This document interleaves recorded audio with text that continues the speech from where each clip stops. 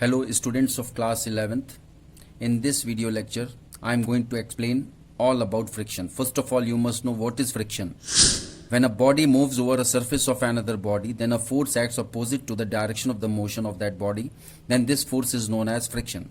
Means अगर कोई body है, suppose if we take a pen and if we want to slide this pen on this piece of paper, and for making this slide, if we apply a force from the left hand side, then definitely this pen will move in the right hand side direction, and there will be a force of friction between this pen and this paper, and the direction of that force of friction will be opposite to the direction of force. We are applying force towards right hand side and the direction of frictional force will be towards left hand side. Okay, so I have made a diagram to explain this. Suppose this is the block of mass m, which is pulled by a force capital F, and we know that the weight of this block acts at the center of gravity of this block. Suppose this is the center of gravity of this block, and the weight is the product of mass and gravitational acceleration, so it will be mg, and this will act in the direction, in the lower direction, means towards the center of the earth. This is weight, mg is weight. Okay, and if we are applying a force on the right hand side, means we are pulling this block, then we will show it in the form of arrow towards the right hand side. And because you know that every action has equal and opposite reaction, so when this block is kept on this surface, so there will be a reaction from this surface. This reaction is represented by capital R, and if this block is moved by applying a force, if we try to move this block, it is not moved. If we try to move this block by applying a force F, then it is observed that it does not move by applying a simple force. But in the diagram we show that the reaction is in this direction, means actually the reaction is in opposite direction of the force, opposite direction of the weight. Weight is mg. So the reaction is in just opposite direction of the application of weight. This is theoretical, but practically it is assumed that this reaction P is the actual reaction which acts on this by making certain angle with the direction of the reaction capital R. So this is the angle. Suppose this angle is theta s. Okay, and if this if we want to show the force of friction, then it is represented by Fs.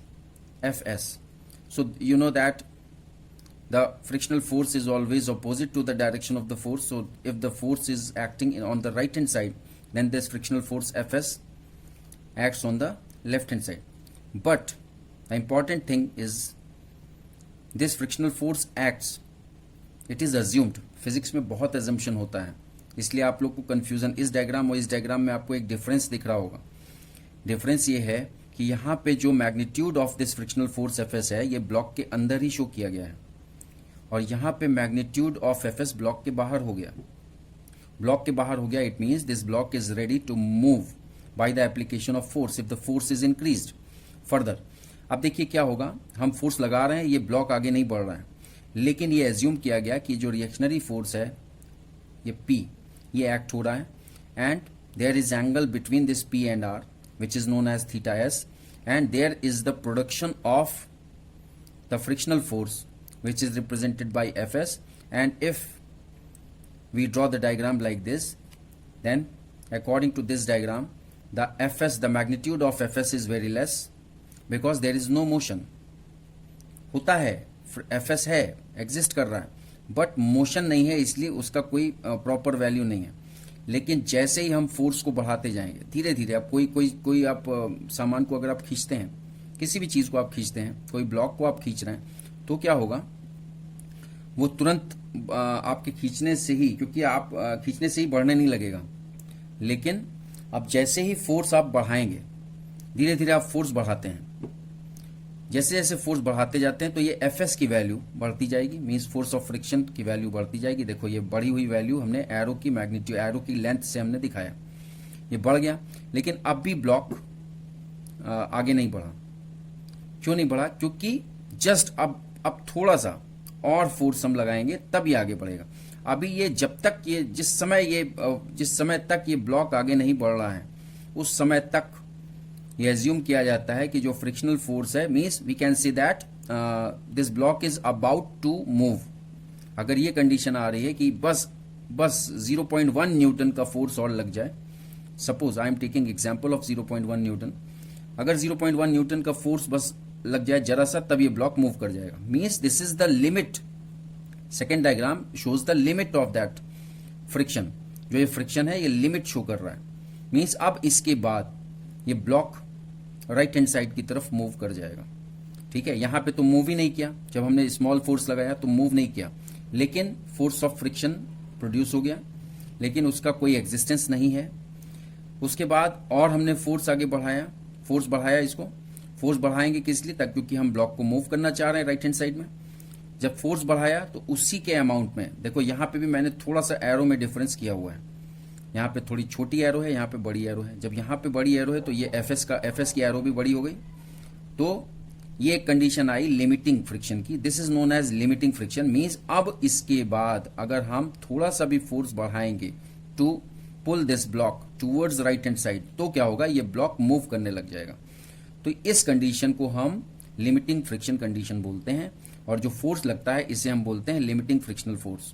ठीक है, देखो मैंने लिखा हुआ है limiting friction, the maximum value of static frictional force when a body just begin to slide over the surface of the another body. ये जो Fs denote किया है, this is known as static frictional force. Static means the block is static, means the block is not moving. Static means rest, friction है but rest की condition है। लेकिन अब जैसे ही ये ब्लॉक आगे बढ़ेगा, जरा सा फोर्स अप्लाई करने पे ब्लॉक बढ़ेगा आगे, तो ये जो Fs है ये Fs नहीं कहा जाएगा, इसे Fk बोला जाता है, ये Fk हो जाएगा। ठीक है, when this becomes Fk when block just start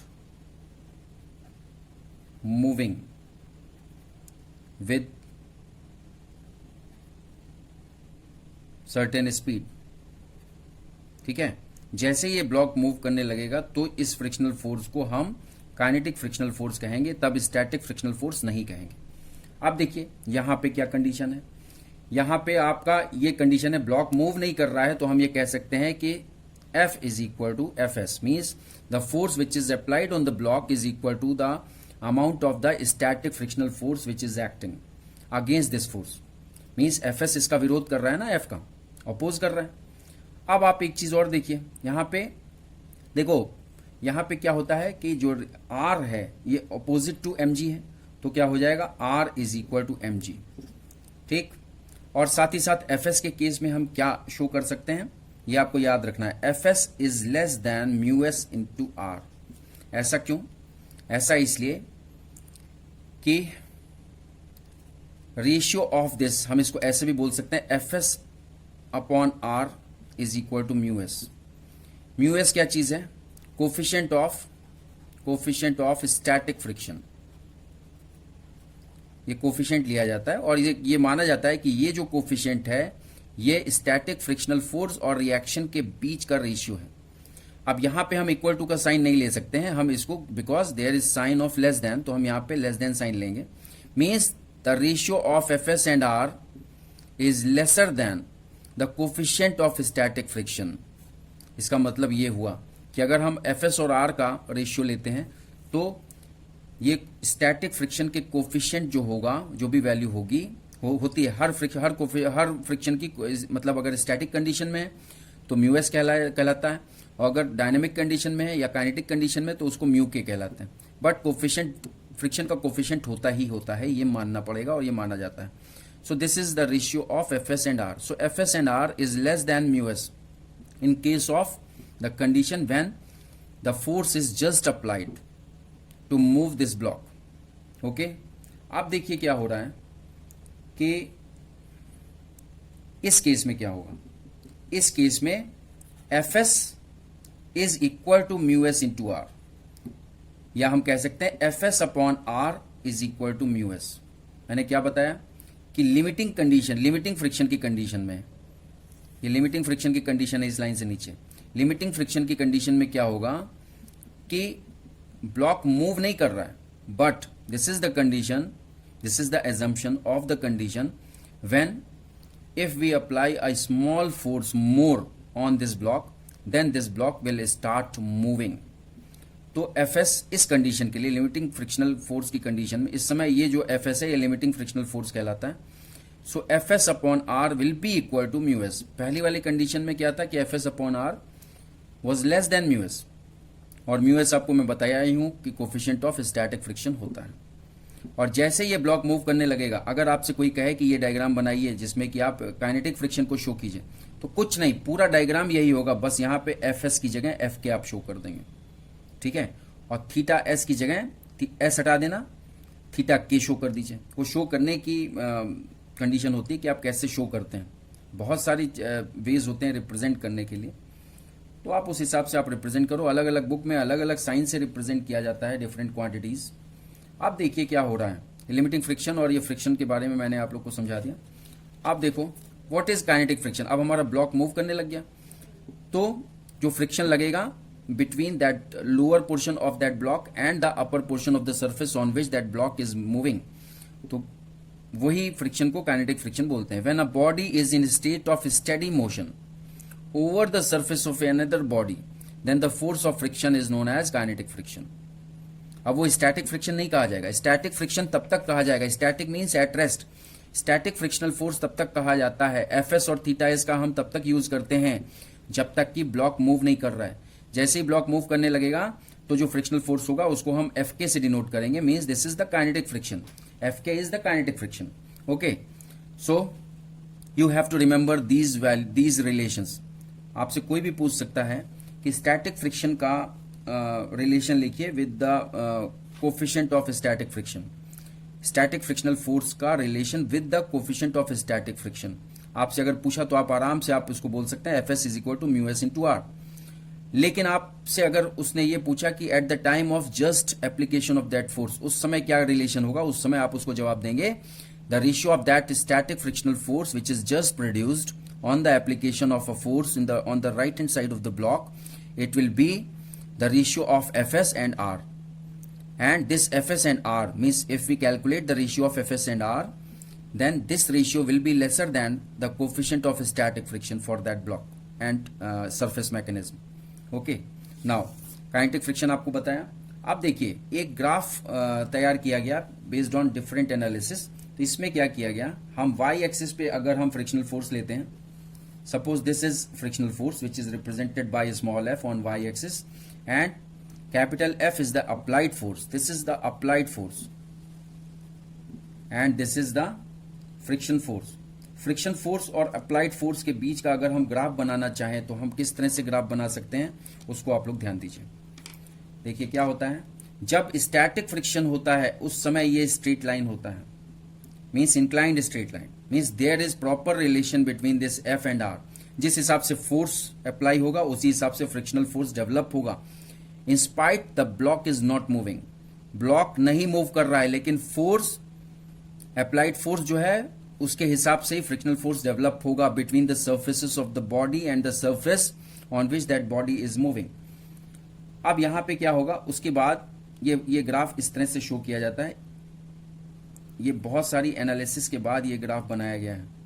ठीक है, अब देखिए क्या होगा, दिस शोज द, मैं लिखे दे रहा हूं दूसरे सीक्वेंस से, this shows the static friction. ये जो इंक्लाइंड स्ट्रेट लाइन है, this shows the static friction. Okay, and this shows the limiting friction, means this is the limit. So this is the limiting friction.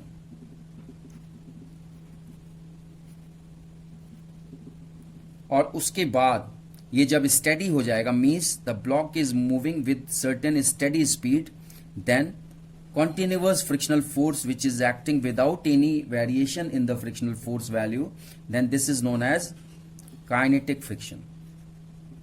तो इसीलिए आप देखिए कि ये जो हॉरिजॉन्टल स्ट्रेट लाइन आ रही है, यहाँ ये क्या शो कर रहा है, यहाँ पे वाई एक्सिस पे हमने फ्रिक्शनल फोर्स लिया है, ये स्ट्रेट लाइन शो कर रहा है कि there is no variation which is seen in the frictional force, and that is why it is known as kinetic friction. And this kinetic friction is produced only when the block is moving with the steady speed. If there is variation in the speed of the block, then also it is definite that there should be variation in the kinetic friction also. Kinetic friction में variation अगर होगा तो फिर ये graph straight line means parallel to X axis नहीं हो पाएगा, जो काइनेटिक फ्रिक्शन के लिए मैं बता रहा हूं. ठीक है, तो ये केवल स्टेडी स्पीड के लिए ही अप्लाइड है. Now we will discuss about the laws of static friction. So there are 4 laws. First law is, आपको ये चीज पता है कि फ्रिक्शन, अब अगर ये पेपर के ऊपर अगर मैं ये स्केच पेन मूव करा रहा हूं by application of any force, तो ये पेपर के ऊपर जो फ्रिक्शन होगा, अगर मैं इसकी जगह एक सनमाइका ले लूं, ठीक है, जैसे जिस टेबल पे मैं आपको पढ़ा रहा हूं, ये एक सनमाइका वाली टेबल है. सनमाइका स्मूथ होता है as compare to this paper. Surface की स्मूथनेस और रफनेस उस सरफेस पे हाथ लगा करके फील की जा सकती है. ठीक है, तो Sunmica is more smoother than this surface. तो सनमाइका के ऊपर अगर मैं इस पेन को स्लाइड करूंगा तो ये नेचुरल है कि स्टैटिक फ्रिक्शन उसमें सनमाइका में कम लगेगा और इसमें ज्यादा लगेगा. ठीक है, so we can see that the static friction depend on nature of surface on which that body और object slides. Okay, so this is the first law. Second law is the static friction acts tangentially to the surface in contact opposite to the direction of motion. देखो मैंने आपको पहले ही diagram में मैंने समझाया था, if this is the direction of static friction means if this is the direction of this applied force, then opposite to this applied force the static friction develops. So this is the second law of static friction. Third one is the static friction is independent of area of surface in contact. Area of surface in contact, आपने कहीं पे भी मैंने जो static friction जो आपको बताया इसमें कहीं एरिया आ रहा है, means area of the surface की बात ही नहीं हो रही. तो ये इसका थर्ड लॉ हो गया. And fourth law is the value of static और limiting friction is directly proportional.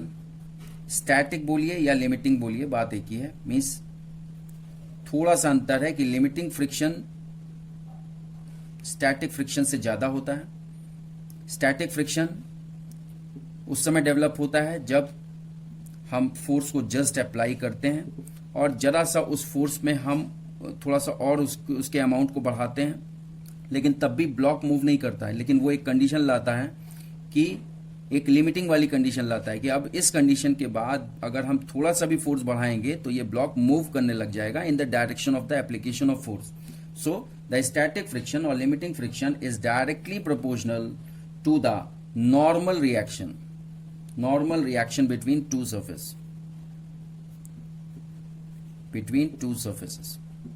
So these are the 4 laws which you have to remember. Now I will talk about the angle of friction. What is angle of friction? ये diagram मैंने आपको बता चुका हूं, मैं समझा चुका हूं, फिर से मैंने समझाया, फिर से मैंने इसको बनाया था ताकि आपको समझा सकूं.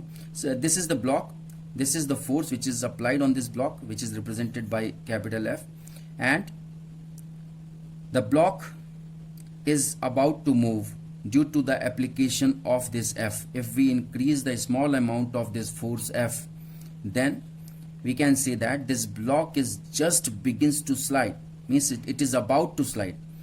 तब जैसे ही ये स्लाइड करने लगेगा तो हम इस Fs को क्या बोलेंगे, Fk बोलेंगे. थीटा S जो है, this is known as angle of friction, इसको हम क्या बोलेंगे, theta K.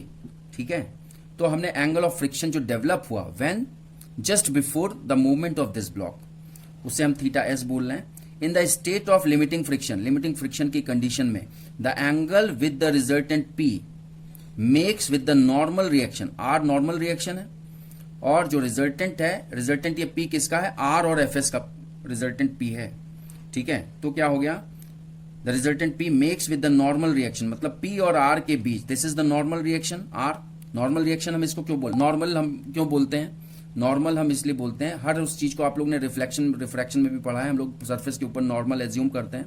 Normal line is the perpendicular on the surface on the point of incidence, or we can say the surface or point of incidence. So this is 90 degree.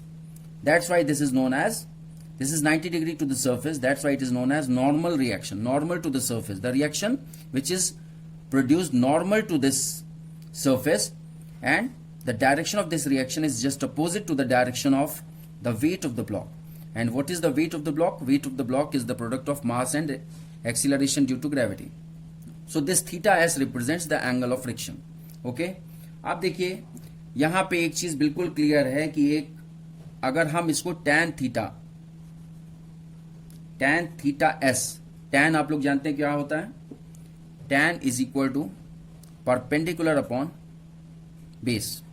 अब इसमें perpendicular क्या है, इसमें perpendicular है, आप इसको देख लीजिए, ये एंगल के सामने वाला, ये थीटा s को हम कंसीडर कर रहे हैं, थीटा s के सामने वाली आर्म क्या होती है ट्रायंगल की, मतलब किसी भी एंगल के सामने वाली आर्म क्या होती है, परपेंडिकुलर होती है। सो बिकॉज अब यहाँ पे मतलब फिजिक्स में बहुत सी ऐसी चीजें होती हैं जिनको एज्यूम करना होता है। अब यहाँ पे देखिए ये Fs लग रहा है नीचे की तरफ, B means between the block and the surface, लेकिन हम इसको क्योंकि हमको ट्रायंगल के थ्रू हमको ये थीटा s की वैल्यू निकालनी है, तो हम ये एज्यूम कर रहे हैं the length between this point and this point is equal to the length between this point and this point, क्योंकि ये जो P है ये रिजल्टेंट रिप्रेजेंट कर रहा है। अब जब रिजल्टेंट रिप्रेजेंट कर रहा है तो यहां से यहां तक की जो भी वैल्यू होगी, that value is equal to the value of Fs, means the magnitude of Fs is represented by this length of this arrow. तो उसी एरो की लेंथ के बराबर ही P और इसके मतलब ये एरो की एरो हेड है और ये एरो हेड है, R का एरो हेड और P के एरो हेड के बीच की डिस्टेंस भी उतनी ही है जितनी की Fs के एरो की जो लेंथ है। तो इसलिए हम PR distance between P and R को हम मान लेते हैं Fs। तो इसलिए यहाँ पे परपेंडिकुलर एंगल के सामने परपेंडिकुलर क्या है, PR है, तो यहाँ पे हम इसको Fs मान ले रहे हैं upon what is base, base is R, ये हाइपोटेन्यूज हो गया, ये बेस हो गया और ये परपेंडिकुलर हो गया PR, ठीक है।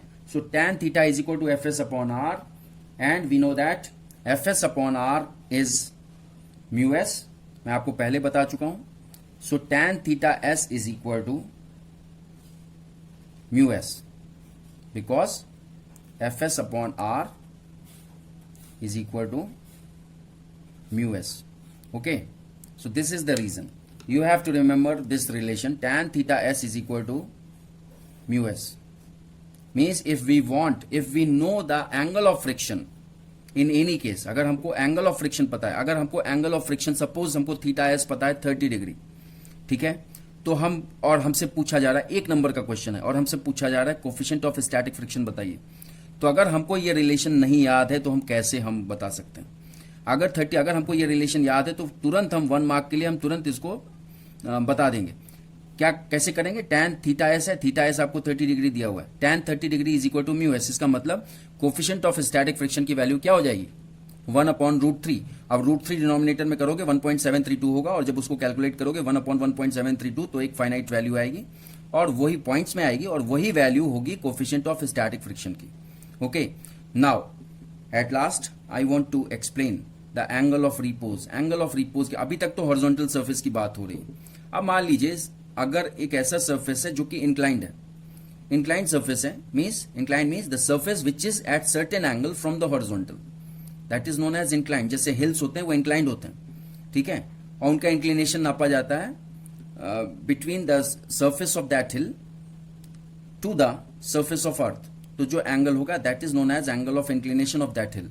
तो यहाँ पे क्या है, एंगल ऑफ रिपोज। अगर मान लीजिए हम ये कंसीडर कर रहे हैं, हम ये इमेजिन कर रहे हैं कि अगर कोई इंक्लाइंड सरफेस है, उस इंक्लाइंड सरफेस पे एक मास रखा हुआ है और वो मास स्लाइड नहीं कर रहा है, इसको इमेजिन करो। यहाँ पे मैं आपको समझा दे रहा हूँ। Suppose this is the inclination, ये आपका 30 डिग्री है suppose, and if there is a mass which is kept on this surface on this inclined surface, and this mass is not moving. And if we want to move this mass in the lower direction, means ऊपर ना जाकर के नीचे नीचे लाना चाह रहा हूं मैं, तो क्या होगा? तो हम क्या करेंगे, एक ही चीज है कि हम इसके एंगल को बढ़ाएंगे. अब हमने इस एंगल को हमने किया 35 डिग्री, तब भी ये कंडीशन होगी, ये मास मूव नहीं करेगा. लिमिटिंग वाली कंडीशन आ गई. I am just comparing this explanation with the limiting friction. यहां पे अब लिमिटिंग फ्रिक्शन वाली कंडीशन आ गई, which is based on the inclined surface, means the movement of that mass on the inclined surface. अब अगर आप 1 degree भी इसमें बढ़ा दोगे, सपोज आपने इसको 36 डिग्री कर दिया, तो क्या होगा? The mass will start moving down. Mass नीचे मूव करने लगेगा विद सर्टेन वेलोसिटी. तो एक ऐसा एंगल जिसमें कोई भी ऑब्जेक्ट इंक्लाइंड सरफेस पे रखा हो और वो तुरंत मूव करने लग जाए, स्लाइड करने लग जाए, तो उस एंगल को हम बोलते हैं angle of repose. For this case the angle of repose will be 36 degree. So we can define this angle of repose as the minimum angle made by the inclined plane with the horizontal so that the object placed over it just begin sliding. किसी किसी book में alpha से represent किया जाता है, किसी book में theta से रिप्रेजेंट किया जाता है. आपको कंफ्यूज होने की जरूरत नहीं. फिजिक्स में बहुत कोई भी आप साइन ले सकते हैं, बट वो साइन आपको डिफाइन करना पड़ेगा कि आप उस साइन को आप क्या समझ रहे हो. ठीक है, आप अल्फा से भी आप अगर आपने थीटा यूज किया तो कंफ्यूजन हो सकता है इस थीटा में और थीटा एस में. तो कुछ बुक्स वाले जो राइटर होते हैं वो इसको बिल्कुल अलग ही सिंबल से डिनोट करते हैं, तो उन्होंने एंगल ऑफ रिपोज को अल्फा से डिनोट करना बेटर समझा. ओके, और कई बुक्स में ये सोचते हैं कि this is theta and this is theta S. तो थीटा और थीटा एस में कंफ्यूजन नहीं होता है, because theta S is the angle of friction, and due to this without this suffix S अगर हम थीटा यूज करते हैं, then theta is suitable for the representation of angle of repose. ये अपने अपने राइटर की सोच होती है कि वो कैसे रिप्रेजेंट करते हैं. So don't be confused.